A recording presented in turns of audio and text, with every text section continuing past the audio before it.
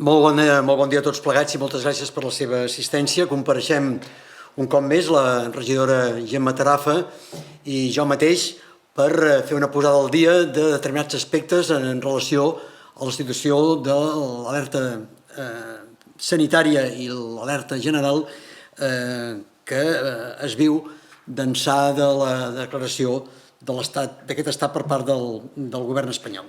Entrem a la setena setmana del confinament i de l'aplicació de les normes que es deriven del decret d'alarma. Hem de fer una apel·lació, la que hem fet continuadament, a la civisme, a l'observar les mesures que es van dictant per part de les autoritats sanitàries perquè aquest episodi pugui passar el més ràpidament possible.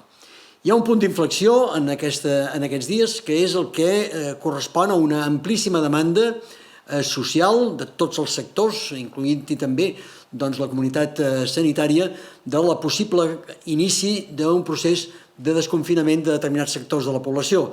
I en aquest sentit, aquest proper diumenge, els nens i nenes i joves de la ciutat podran sortir en els carrers de les nostres pobles, de les nostres ciutats i concretament a la ciutat de Barcelona, podran sortir en els carrers dels nostres barris.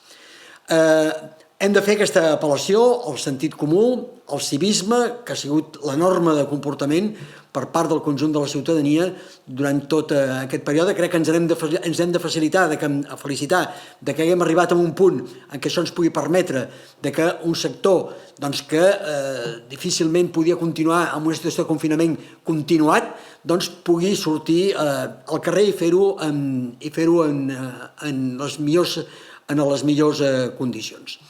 Estarem a l'espera fins a l'últim moment de les matisacions que per part del govern espanyol es puguin fer en relació a aquestes condicions de desconfinament. Però a les alçades en les que estem, som a divendres, per tant estem a menys de 48 hores de la que entri en vigor aquesta possibilitat de poder accedir en els carrers, amb les informacions que tenim, voldríem recordar diversos aspectes que són de pura lògica i que, ja et repeteixo, podrà ser que siguin matitzats en les disposicions que el govern pugui fer en el decurs de les properes hores, però que difícilment variaran del que ara aquí comentarem. Recordar que l'autorització és perquè els nens puguin sortir acompanyats del seu pare o de la seva mare durant una hora en l'entorn del seu domicili. Es demana que la distància màxima de desplaçament sigui d'1 quilòmetre, per tant, això vol dir que el desplaçament ha de ser a peu, no pot haver-hi una utilització per part del transport públic, que a la ciutat de Barcelona els parcs continuen tancats i ho continuaran, també continuen tancades les platges. Estem parlant d'aquesta primera fase, això serà el diumenge que ve i després també haurem de veure com pot evolucionar, però pel que fa referència en aquest diumenge, els nens de Barcelona, les nenes de Barcelona podran sortir al carrer, podran desplaçar-se fins a 1 quilòmetre del seu domicili, acompanyat del pare o de la mare. No podran anar perquè estan tancats els parcs de la ciutat.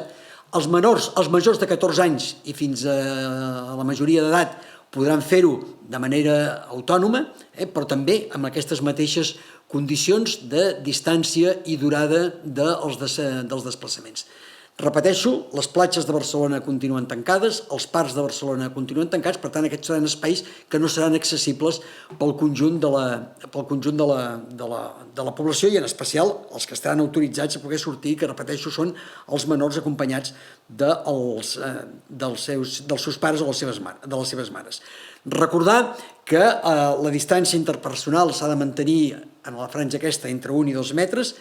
Demanem també el rentat freqüent de mans, la màxima higiene a les zones públiques i a les zones privades i, arribat el cas que no es puguin complir estrictament cada una d'aquestes determinacions, també l'ús de mascaretes. Hem de fer aquesta apel·lació en el sentit comú i en el sentit cívic. Jo crec que avui vull fer una intervenció com a responsable també de l'àrea de prevenció de l'Ajuntament de Barcelona. Crec que no fa falta posar cap accent en els temes, em sembla que tot plegat està suficientment explicat. És una molt bona notícia que, a més, voldrien que fos el preludi d'altres bones notícies perquè fa referència en els temes de desconfinament. Saben vostès que l'Ajuntament de Barcelona ja està treballant en els diferents escenaris d'una recuperació paulatina d'una certa normalitat en la nostra ciutat. Ho farem en tots els aspectes, tant pel que fa referència a l'activitat econòmica com, en aquest cas concret, en l'activitat pel que fa referència en el lleure o en el passejar als carrers de la nostra ciutat. Repeteixo que estarem a l'espera perquè les normes han anat modulant-se al llarg del conjunt de la setmana i, per tant, si hi hagués algun tema que variés substancialment les condicions en les que fins ara coneixem en què es pot produir aquest desconfinament parcial, doncs les adaptarien.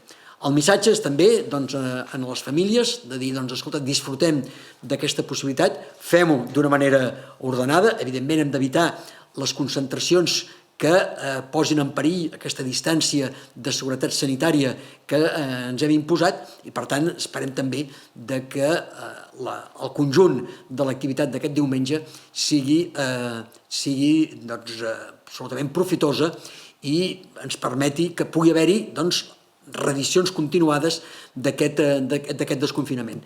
Evidentment, això ho anirem modulant també al llarg dels propers dies i de les properes setmanes, en el sentit que hem fet una afirmació respecte al tema del tancament de parcs i de platges. Aquesta obeix també a raons purament sanitàries, és a dir, els parcs i les platges de Barcelona porten tancades des del dia 14 de març. En la ciutat de Barcelona hem passat un episodi de pluges i d'un cert temporal que també obliga a veure en quin estat estan actualment els parcs, en quin estat estan les platges i si ha arribat el cas es poguessin fer un acondicionament correcte d'aquests espais, doncs es procediria a la seva reobertura, cosa que no és el cas d'aquest diumenge. Per tant, disfrutem del diumenge, que el disfrutin fonamentalment les nostres nenes i els nostres nens amb aquestes condicions de seguretat que crec que tots plegats compartim. Barcelona ha donat una imatge de civisme extraordinària durant aquestes setmanes i estem convençuts que en aquesta fase que ara obrim es continuarà donant aquesta imatge de civisme. I a partir d'aquí demanaria a la regidora Tarafa que completés aquesta informació i afegís les consideracions que consideri oportunes. Moltes gràcies, tinent d'alcalde. Bon dia a tots i a totes.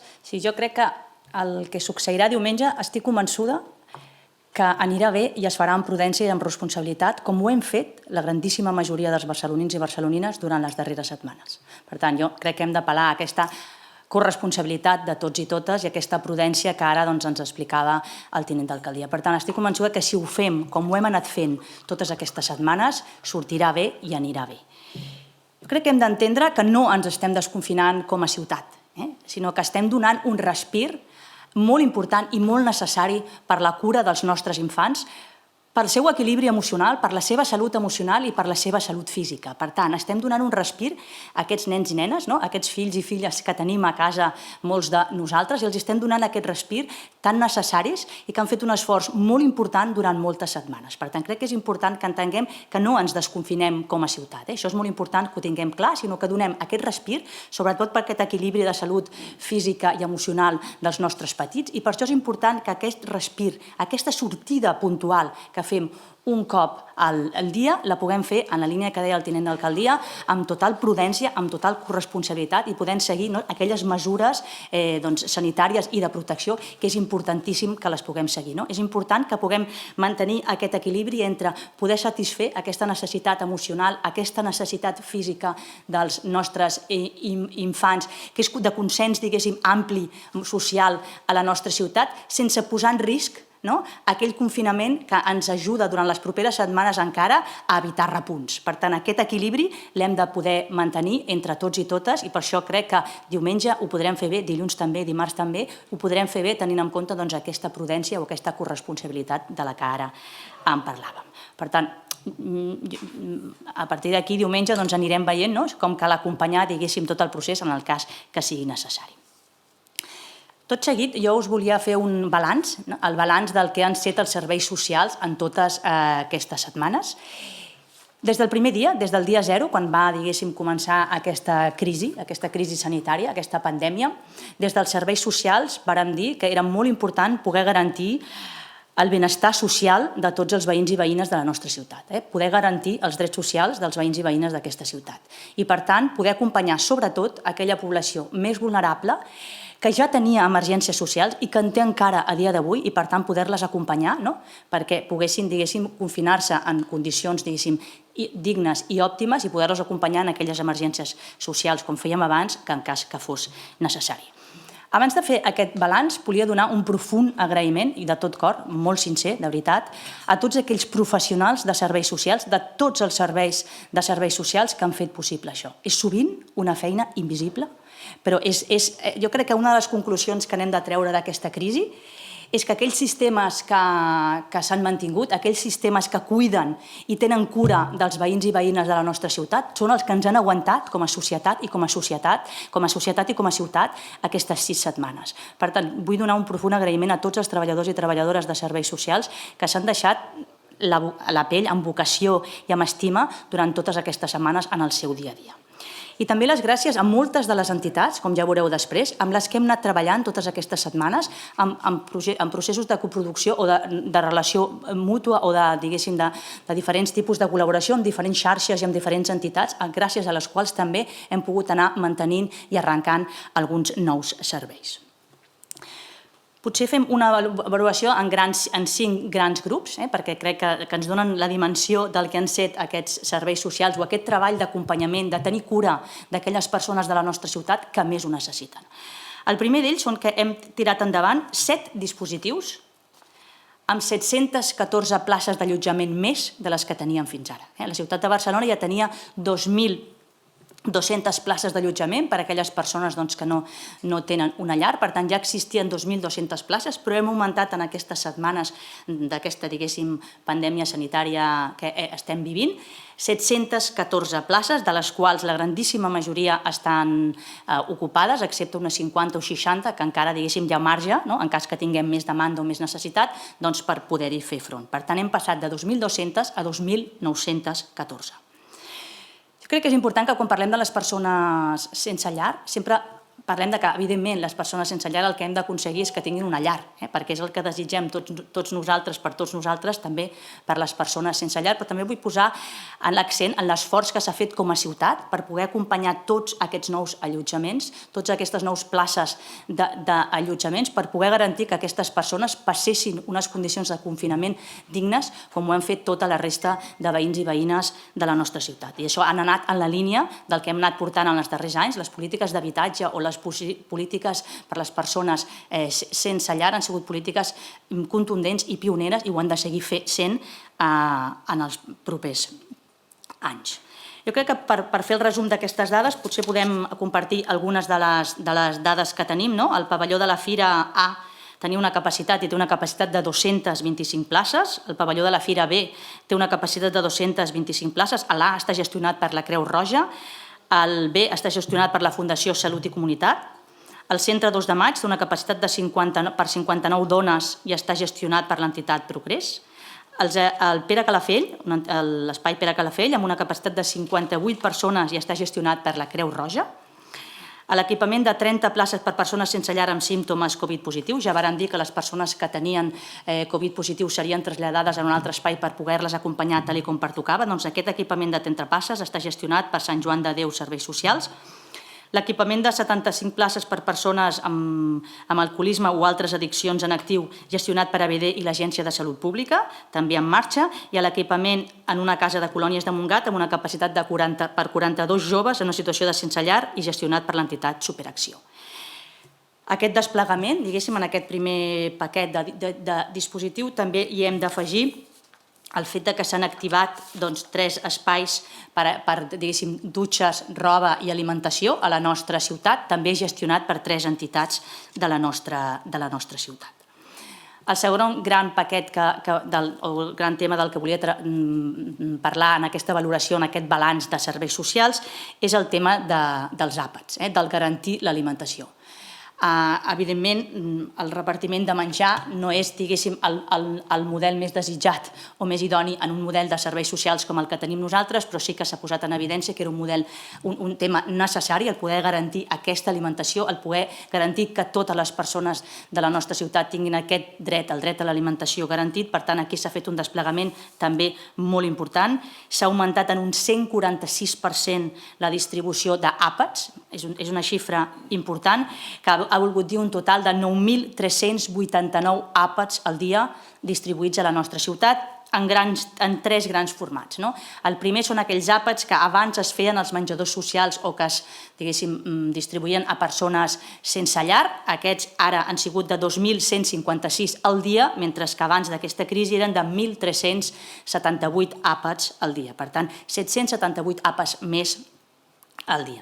Després tenim un segon gran paquet, que és aquell que hem treballat en col·laboració amb l'organització World Central Kitchen, amb un total d'un repartiment de 1.690 àpats diaris. Per tant, aquí també hi ha hagut aquesta intensa col·laboració amb aquesta organització, a la que també li dono personalment les gràcies i amb la que hem anat treballant totes aquestes setmanes. I després tenim un conjunt que són el que són els àpats a domicili, que ja existien abans, però que abans eren de 1.200, i ara són de 5.543 àpats al dia, on hi hem sumat aquests 1.200 que ja donàvem abans, 1.232 que donem de nou perquè són aquells àpats en companyia que es feien en els diferents espais de la nostra ciutat i que els hem reconvertit degut al confinament a àpats a domicili, i 3.111 nous àpats a persones que abans no els rebien i ara els han passat a rebre.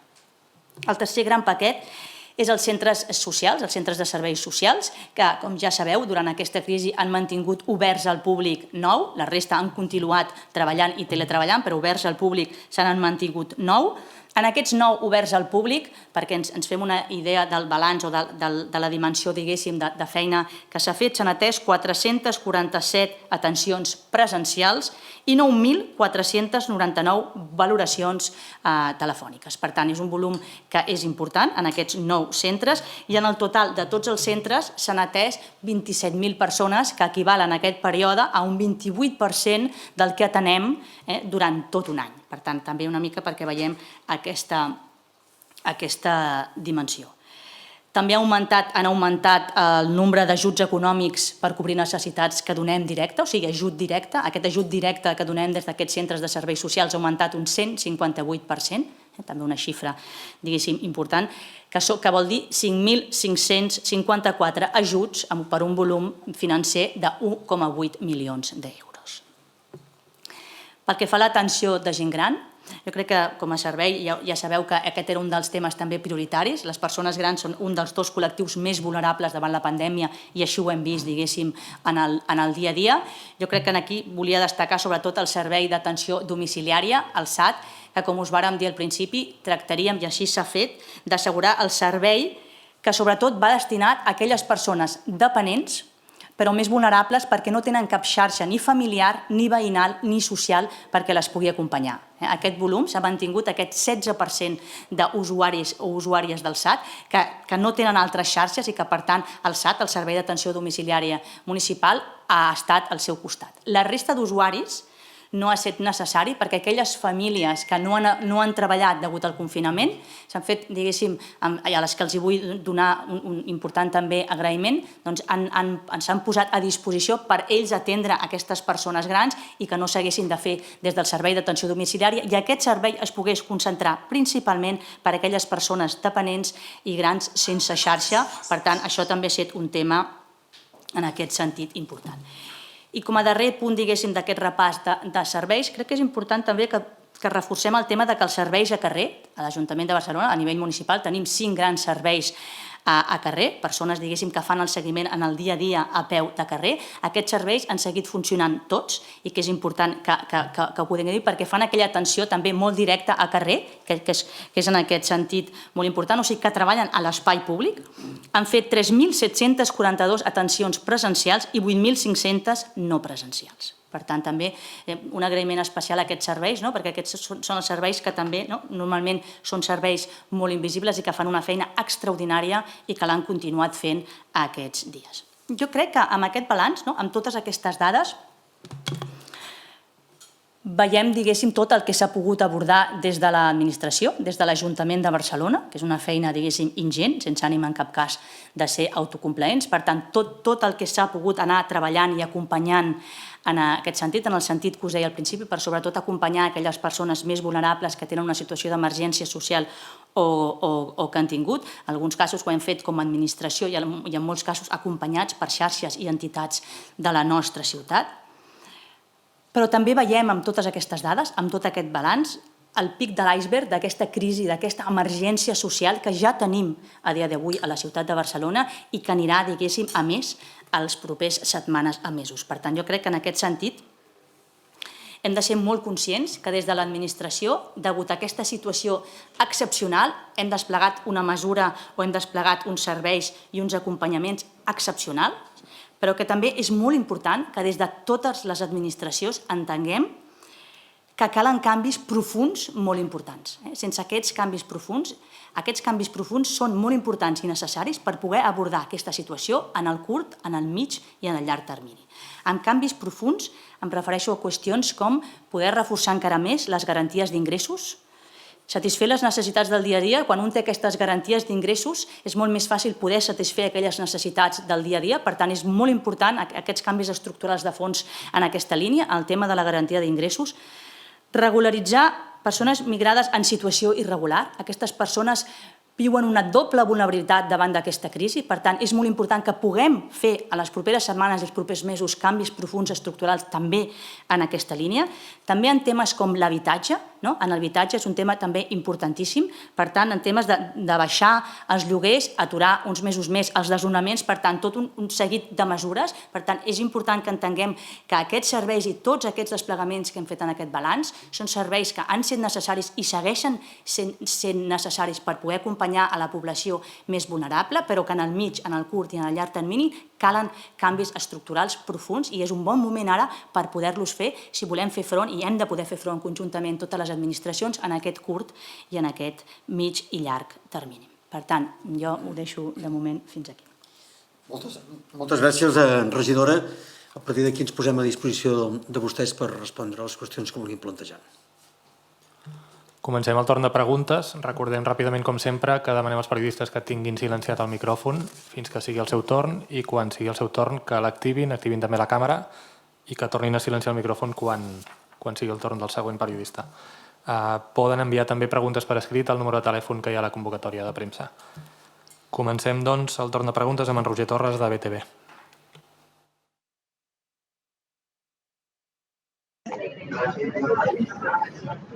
Hola, bon dia. Sí crec que em senten. Bon dia a tothom. Primer de tot m'agradaria demanar-li un aclariment, tinent d'alcalde, perquè quan ha parlat de les mesures o de les condicions perquè els infants puguin sortir al carrer, vostè també s'ha referit als infants de 14 a 18 anys, que se seguirien els mateixos criteris d'1 quilòmetre de distància i 1 hora de sortida al dia. No sé si és que hi ha hagut algun canvi o en un principi aquestes persones de 14 a 18 anys seran tractats com els adults. I després, en relació a la roda de premsa d'avui, a la regidora, li volia demanar si dins de tots aquests canvis estructurals, després d'haver fet aquest esforç de crear noves places d'allotjament per persones vulnerables, no sé si es plantegen que alguns dels espais, o parcialment o totalment, doncs es mantinguin tal com estan ara, després d'haver-se reconvertit en aquestes places d'allotjament. No sé si es mantenen, si es plantegen la possibilitat... Disculpin, és que em sento un retard per una altra televisió i no sé si es plantegen la possibilitat de poder-les mantenir. I a banda d'aquestes qüestions, també vull aprofitar que els tinc per demanar-los sobre les declaracions que va fer Janet Sanz, demanant que no es reactivi el sector automobilístic i també la possibilitat que es faci algun tipus d'intervenció de cara als restauradors, deixant que s'ampliïn les terrasses. Gràcies. Bé, moltes gràcies.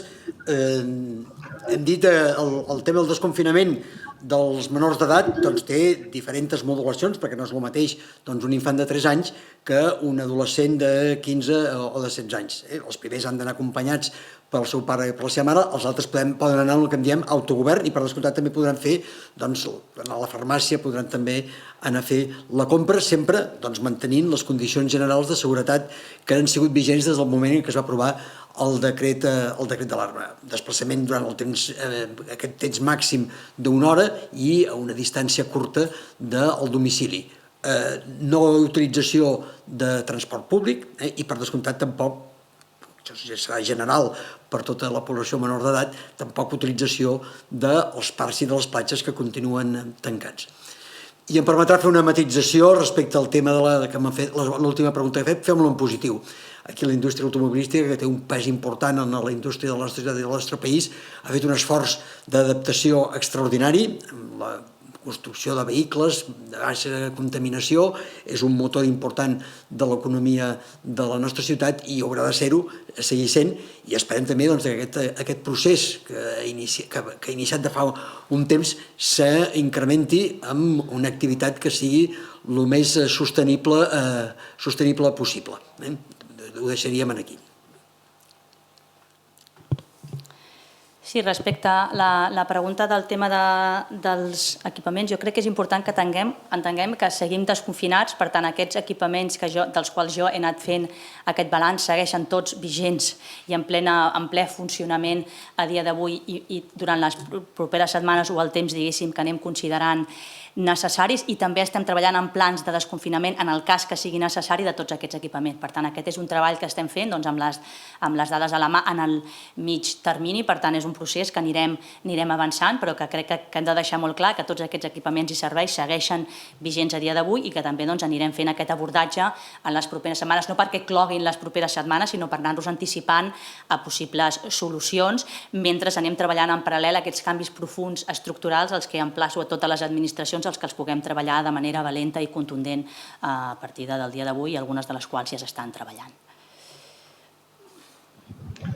I la qüestió, disculpin, la qüestió de les terrasses, no sé si hi ha possibilitat, s'està plantejant la possibilitat des del govern d'augmentar l'espai per terrasses amb l'objectiu de garantir un possible distanciament social quan reobrin els bars o no? Nosaltres, en aquest sentit, crec que és important que expliquem que com a Ajuntament de Barcelona estem treballant en un pla de desconfinament, també, com a Ajuntament de Barcelona, però crec que és molt important que entenguem que aquest pla, diguéssim, està subjecte també a aquelles qüestions que es decretin en el decret de Madrid pels futurs desconfinaments. Per tant, quan aquest decret estigui, acabarem d'adaptar-lo amb el nostre. Jo crec que aquí és molt important que això ho puguem anar explicant quan estigui consensuat, tancat i ben treballat. El que no podem generar és confusió amb els veïns i veïnes i posar-los sobre la taula 3 o 4 plans de desconfinament diferents, però sí que donar la tranquil·litat que nosaltres com a administració, com a Ajuntament, estem treballant el nostre propi pla de desconfinament i, evidentment, esperant aquests matisos que han de posar sobre la taula el decret de l'Estat, i a partir d'aquí l'anirem comunicant. Evidentment, aquí hi ha qüestions de l'espai públic, de la utilització de l'espai públic, dels grans esdeveniments, de la neteja de la ciutat. Per tant, totes aquestes qüestions les anirem resolent els propers dies i estem treballant, que crec que vull donar, diguéssim, aquesta tranquil·litat de que hi estem treballant, no s'anticiparan en cap cas d'un dia per l'altre, però que és important que els puguem compartir amb els veïns i veïnes quan estiguin tancats per no generar angoixes i contradiccions entre uns plans i uns altres. No m'agradaria fer-me pesat, però m'agradaria reinsistir en aquest punt. Per tant, aquests possibles plans de desconfinament de Barcelona plantegen aquesta possibilitat, com va dir el tinent d'alcalde Jaume Collboni, o no? A veure, estem parlant del diumenge que ve i, per tant, les condicions en què es podrà fer ús de l'espai públic en aquesta primera fase d'aquest desconfinament parcial. Ho anirem modulant en funció de la realitat que es vagi donant i també de les normes que vagin emanant de l'Estat. Avui per avui no canvia res respecte a la situació que hem viscut fins ara. L'únic tema, i no és menor, és que els menors de 18 anys podran sortir amb aquestes condicions en l'espai públic. Aquí ningú està dient que a partir del diumenge la gent podrà anar a fer el vermut en el bar de la cantonada. En absolut. Aquesta no és la situació encara en la que ens trobem. Podran sortir els papàs i els mamàs amb els seus nens per desplaçar-se a 1.000 metres del domicili amb les condicions que ja hem explicat. No avancem, la regidora ho acaba d'explicar bé, és a dir, estem treballant en diferents escenaris, en diferents hipòtesis, que les anirem concretant a mesura que això avanci i, per descomptat, sempre subjecte a les normes de caràcter general que pugui donar les autoritats sanitàries. És el torn de la Meritxell Pauner, del Tot Barcelona.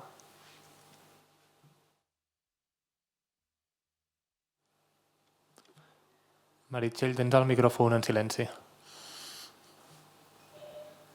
Perdoneu, ara crec que sí. Bon dia, regidors. Volia adreçar dues preguntes a la regidora Gemma Tarafa. Primer, un aclariment que crec que no ho he escoltat bé. Si ho he entès bé, el Servei d'Atenció Domiciliària ha atès durant aquests dies d'emergència sanitària només el 16% dels seus usuaris habituals i, per tant, el 84% se n'haurien fet càrrec les seves famílies de motu propi. I la pregunta que volia fer-li és si ens podria actualitzar quants positius de coronavirus s'han registrat entre persones sense sostre i en quins equipaments, si ha estat a la fira o ha estat en equipaments més estàndard d'habitacions. Pel que fa al servei d'atenció domiciliària, sí, no és que només s'hagi atès el 16%, no? Sinó que s'ha concentrat tota l'atenció en aquell 16% que es tracta de persones, diguéssim, dependents, com la immensa majoria, persones dependents, persones grans, però sobretot persones sense cap xarxa social, ni veïnal, ni familiar, que hagi pogut acompanyar, diguéssim, aquest procés. Per tant, en aquest cas ha estat un 16%, però si les persones que requerien aquest acompanyament perquè complien aquests criteris hagués estat d'un 70%, el SAT, el Servei d'Atenció Domiciliària, hagués atès un 70%. Atès aquell 16% perquè és les persones, diguéssim, que després de que les famílies per voluntat pròpia, diguéssim, com que no treballaven i estaven confinades, han acompanyat els processos d'aquells familiars que ho requerien, aquest 16% és el col·lectiu de persones que han quedat, diguéssim, sense cap xarxa i que per això les ha atès el Servei d'Atenció Domiciliària. Però vull posar molt l'accent aquí. No és que hàgim reduït el servei fins al 16%, sinó que si a les persones que regarien aquesta atenció haguessin set del 70%, insisteixo, nosaltres haguéssim atès, en aquest cas, el 70%.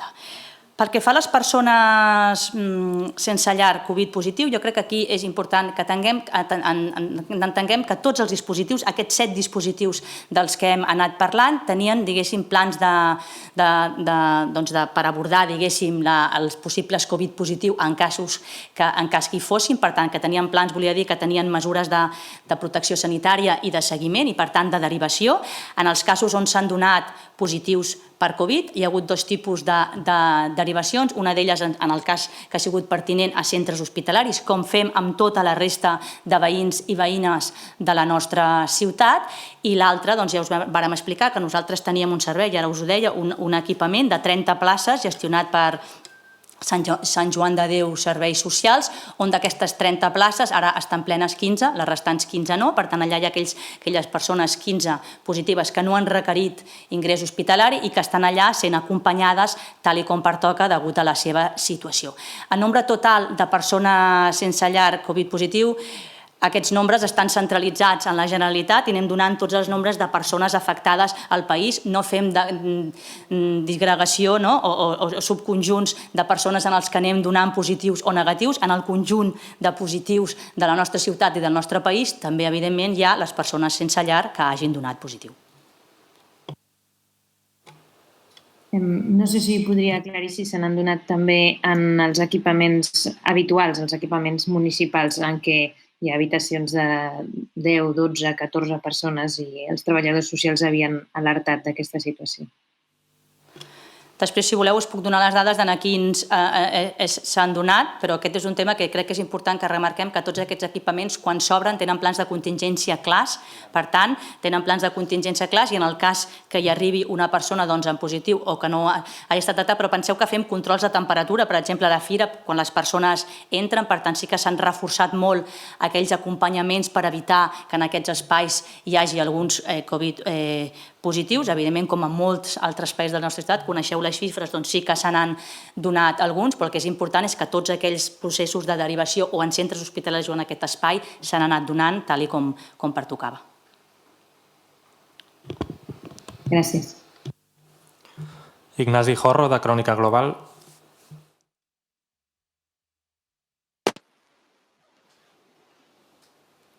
Sí, bon dia a tothom. Jo tenia 2 preguntes.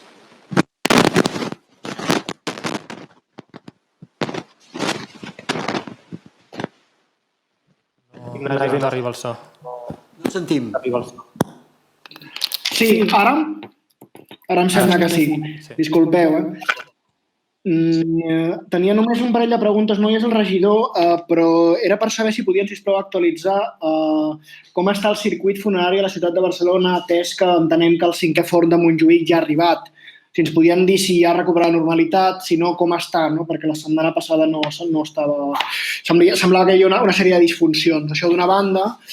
I de l'altra, ho va citar, aprofito que està el tinent d'alcalde de Prevenció i Seguretat, perquè a la comissió conjunta de les comissions del Consell Municipal es va esmentar, però per sobre, i no vam entrar en aquesta qüestió, sobre la renovació de la flota de vehicles de l'Ajuntament de Barcelona i més concretament els que utilitzen les persones de l'àrea d'alcaldia. No sé si ens podia explicitar si això ha estat una adquisició de compra, si és un renting, si és un leasing, quina fórmula s'ha emprat, tot tenint en compte que el pressupost municipal haurà de reassignar partides per la crisi del coronavirus.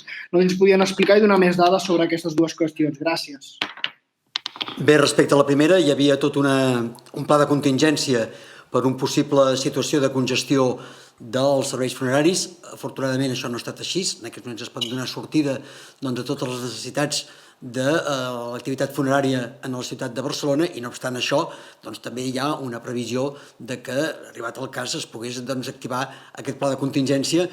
La prospecció que fem és que creiem que això no serà necessari. Per tant, aquesta situació que vam avançar fa 15 dies i inclús amb una compareixença del propi president de Cementiris de Barcelona, el regidor Eloi Badia, no ha sigut necessari activar-ho. Per tant, forma part de les previsions responsables que des de l'Ajuntament hem de fer.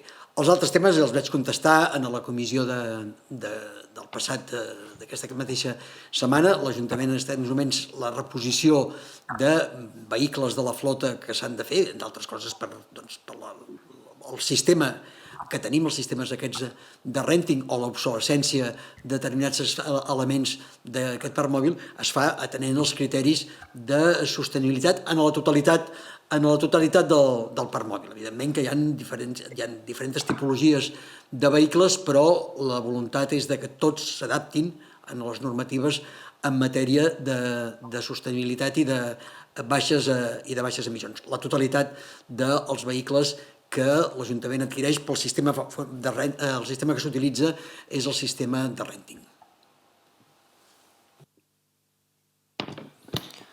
És el torn de la Clara Blanchard, del País.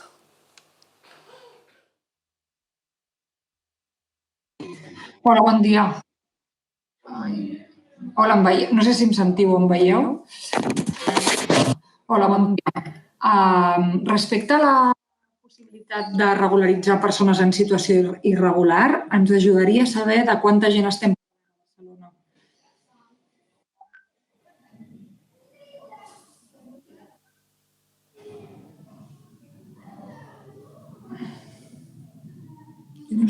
Sí, repetit la pregunta, Clara, sisplau, deien. En relació a la petició aquesta explícita que heu fet de regularitzar immigrants en situació irregular, m'agradaria saber de quanta gent estem parlant a la ciutat de Barcelona.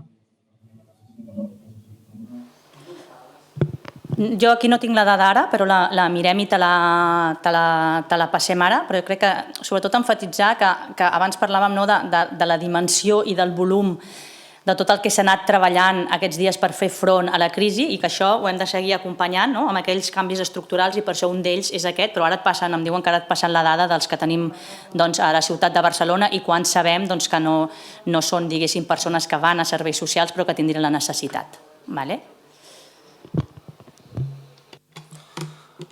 Passem a les preguntes que ens arriben per escrit. N'hi ha dues de similars. Les llegim totes dues. Una és la Noemí Prous, de TV3. Pregunta: dilluns l'Associació de Xiringuitos i el Gremi de Restauradors presentaran la seva renúncia formal perquè se'ls retorni la totalitat del cànon de concessions. Renuncien a la temporada si, diuen, no se'ls fa una rebaixa substancial del cànon. Aquesta opció està sobre la taula. De quan estaríem parlant? I la segona pregunta també sobre aquest tema es de la María Cuevas, de La Sexta, en castellà en aquest cas, sobre los chiringuitos de playa. ¿Estarán cerrados este verano? ¿Cómo están las negociaciones con el ayuntamiento? ¿Han abonado toda la concesión? ¿Qué se les va a devolver? Bé, tranquil·litzar a tothom, i aquí hi haurà un diàleg permanent amb aquest sector de l'activitat de les nostres platges. Hi ha hagut qui ha fet l'abonament de la totalitat del cànon durant el període de la concessió durant l'any. Aquí es retornarà la part proporcional dels dies en què l'activitat a la Guingueta no estigui en funcionament, i després haurem de veure també quina evolució es fa. En aquest moment no hi ha una previsió de quan es podrà recuperar la normalitat a les nostres platges, però jo estic segur que a través del diàleg podrem atendre les lògiques i raonables preocupacions d'aquest sector. Contestando la pregunta que se me hace por parte de usted, decirles de que este es un tema en el que hay un diálogo permanente del ayuntamiento con este sector. Ha habido parte de este sector que ha hecho el abono íntegro de la anualidad correspondiente a la concesión. Se hará un retorno mensual de la parte proporcional que en el periodo en que no se haya podido hacer la apertura de los locales como consecuencia del cierre de las playas, y después esto lo iremos modulando en función de cómo evolucione la temporada, de ver en qué momento las playas podrán recuperar su normalidad, y a partir de aquí, a través del diálogo, estoy seguro que llegaremos a un acuerdo con el sector. Per videoconferència, pregunta la Maite Boada, de Ràdio Nacional d'Espanya.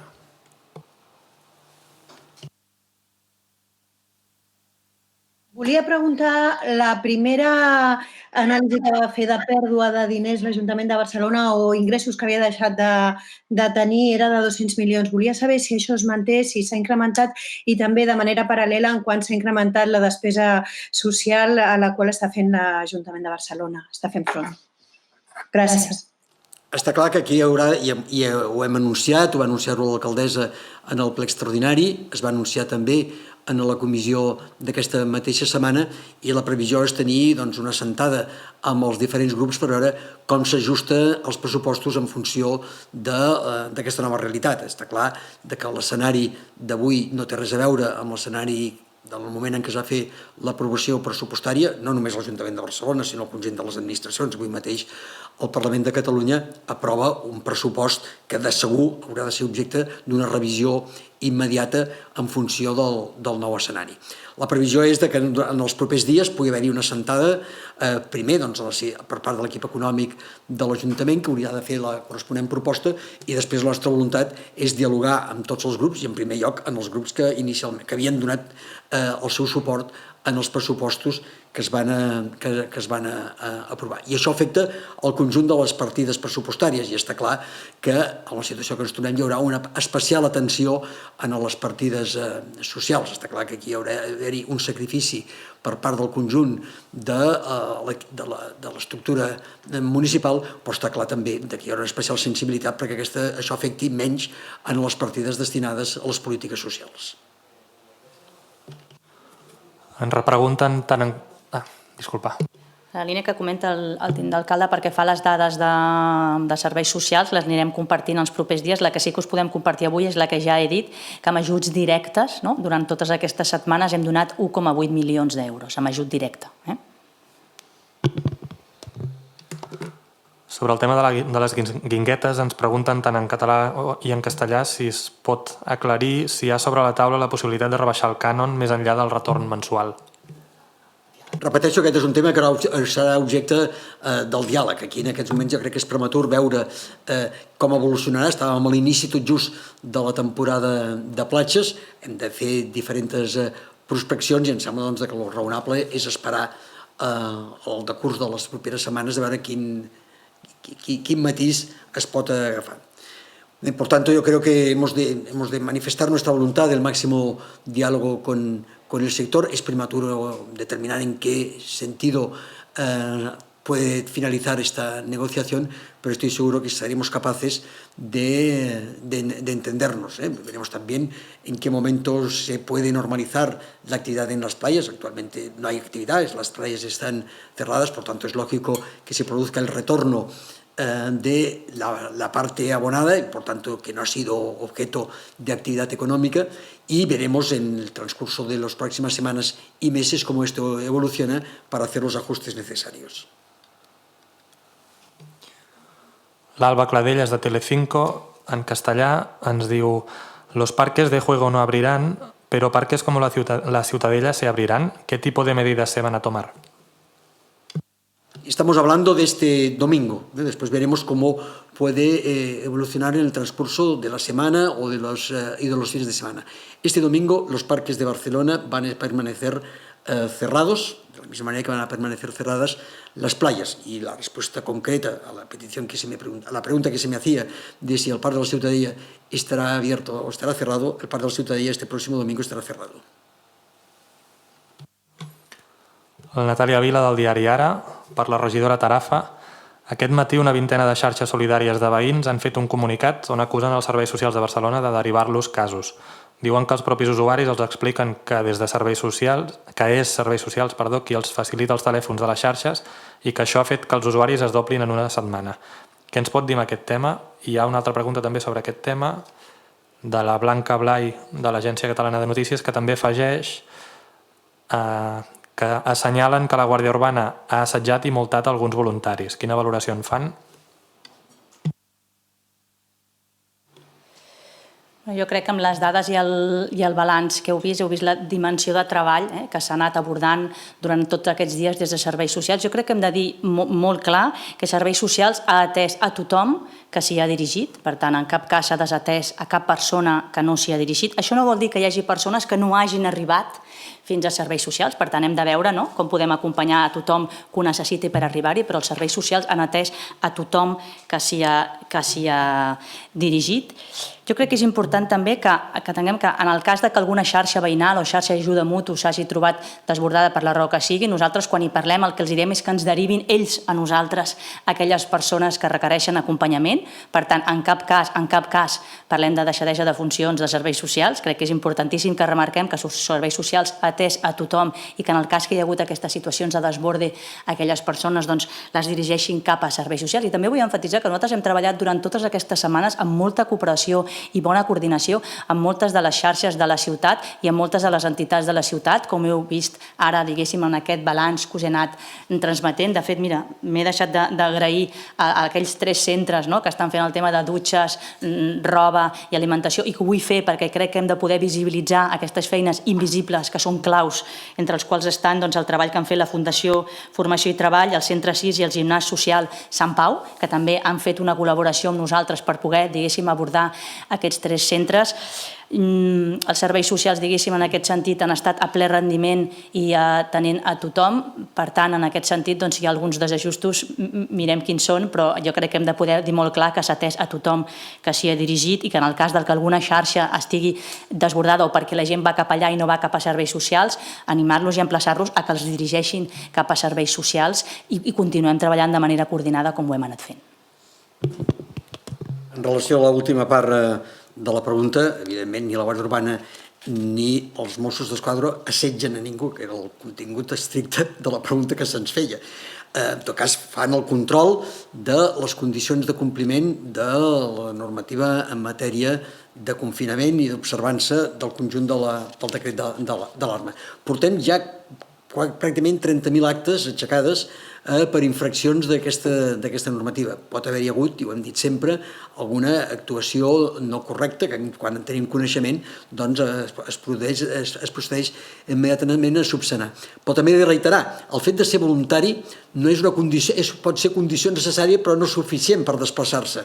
Has d'anar acreditat quina és l'entitat per la qual treballes i aquesta acreditació ha d'estar suficientment documentada. L'objecte és facilitar la feina absolutament encomiable de moltíssima gent que està fent aquesta tasca, però a la vegada també que això no serveixi també per conculcar algun dels aspectes de la normativa de seguretat sanitària a la qual tots plegats estem obligats. En tot cas, jo agrairia que quan es fan aquest tipus de preguntes també es pogués dir, escolti, va ser en aquest dia i en aquest lloc, perquè llavors nosaltres ho podríem corregir. També els he de dir que hi ha hagut molt pocs incidents en aquest tema i a més la majoria d'aquests incidents quan els hem averiguat, quan els hem investigat s'ha arribat a la conclusió que l'acte o la sanció estava correctament imposada i quan realment hi ha hagut un error en la percepció per part de la gent, i repeteixo, tant de Guàrdia Urbana com de Mossos, s'ha produït immediatament la petició d'excuses i la retirada de la denúncia. Tornem a donar pas a la Maite Boada per videoconferència.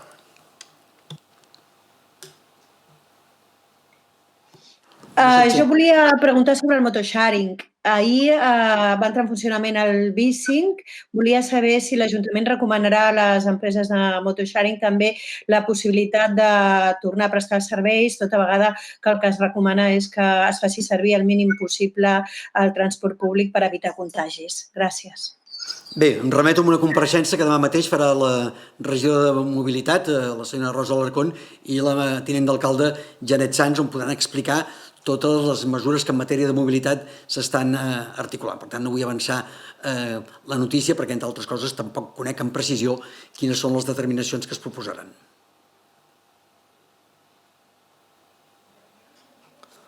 La Montse Poblet, de Catalunya Ràdio. El decret de l'Estat només preveu que puguin sortir els nens fins als 14.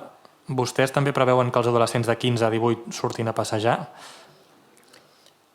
Sí, efectivament. Nosaltres farem una adaptació a la realitat de Barcelona amb aquesta matisació que hem fet des de l'inici, tant la regidora Tarafa com jo mateix. Avui mateix és possible que surti un decret, o demà, del govern fixant diversos aspectes que haurem de contemplar i, per tant, també fer una modulació si hi hagués alguna cosa que entrés en contradicció flagrant amb les determinacions que des de l'Ajuntament podem fer. Barcelona té una singularitat que no té cap altra ciutat, és a dir, ni tan sols Madrid, perquè, entre altres coses, Barcelona té platja i Madrid no la té, però una ciutat d'1.700.000 persones doncs, té tota una sèrie de casuístiques respecte a l'ús de diferents espais públics que ho hem d'adaptar amb una realitat molt concreta que no té res a veure amb la de cap altra ciutat ni de Catalunya ni d'Espanya. I ho modularem, i arribat al cas també, doncs celebrem també els diàlegs i demanarem els aclariments que convingui a les autoritats sanitàries de l'Estat o, en el seu cas també, de la pròpia Generalitat. Però estic segur que entre tots plegats ho farem bé. Meritxell Pauner també torna a demanar pas. Bon dia. Un aclariment al regidor Batlle. Ha dit que hi havia hagut pràcticament 30.000 actes aixecades. Si ens pogués actualitzar aquelles 4 xifres que sempre ens heu anat donant setmana rere setmana per poder veure l'evolució de locals i de persones. Moltes gràcies. Mireu, sí, pel que fa als locals, a les darreres 24 hores hi ha hagut 3 actes d'inspecció i 8 advertiments i a l'acumulat des del dia 14 de març són 153 actes d'inspecció i 716 advertiments. I pel que fa referència a persones, a les darreres 24 hores hi ha hagut 555 denúncies i 641 advertiments i l'acumulat, parlava jo de 30.000, doncs l'acumulat és de, concretament, a dia d'avui, de 29.964 denúncies i 52.398 avisos.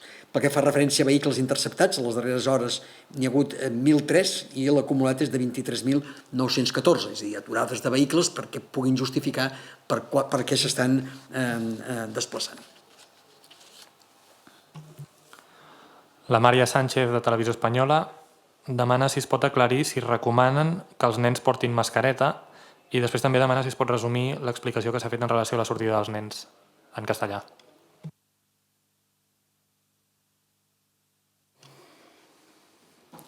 Por lo que respecta a la mascarilla, está, digamos, dentro de las indicaciones en niños mayores de 3 años en la utilización de mascarillas, los niños menores de 3 años no. Por tanto, esto es en la línea que decía antes el teniente alcalde, esto saldrá concretado en el decreto que saldrá publicado esta tarde o mañana, pero es una de las recomendaciones o indicaciones que el Estado ha puesto encima de la mesa. Por tanto, esa distancia social y esa recomendación de utilización de mascarilla, pero estaremos amatents, ¿no?, a la espera de ver cómo se traduce finalmente. También por lo que respecta, pues es importante recordar la confianza que tenemos de que esto se haga bien el domingo, se haga bien como se ha hecho durante todas estas semanas. Los vecinos y vecinas de la ciudad de Barcelona han hecho bien el confinamiento, ¿no? Era un confinamiento difícil y lo hemos hecho o lo hemos acompañado todos, ¿no?, bien, con prudencia y siguiendo pues aquellas indicaciones. Por tanto, hay confianza de que este domingo lo haremos bien y la corresponsabilidad entre todos y todas, ¿no? Yo lo digo como regidora de salud, pero también como madre, de que a todos y todos nos interesa que domingo salga bien y lo hagamos con prudencia para poder seguir trabajando el tema las próximas semanas o los próximos días. Yo creo que es importante que entendamos que no hay un desconfinamiento de ciudad ciudad. En ningún caso lo que hay es un respiro para nuestros pequeños y pequeñas, ese respiro que merecen en el sentido y que es importante y que es una necesidad vital también para poder pues, acompañar su salud emocional y su salud física. Por tanto, han estado en casa encerrados durante muchas semanas y este respiro, esta salida una hora, una vez al día en esas condiciones que antes explicáramos es necesaria, pero hay que hacerla con prudencia, siguiendo las recomendaciones sanitarias, hacerla con prudencia. Por tanto, es importante mantener ese equilibrio, el equilibrio de que podamos acompañar esa salud emocional y física de nuestros pequeños, que es necesaria, que es de un consenso general en nuestra ciudad de todos los agentes. Por tanto, poder acompañar eso, pero hacerlo con prudencia, con mucha prudencia, para que no haya repuntes, porque todos queremos pues, ir avanzando, ¿no? Ir poco a poco pues, volviendo o rebajando el desconfinamiento.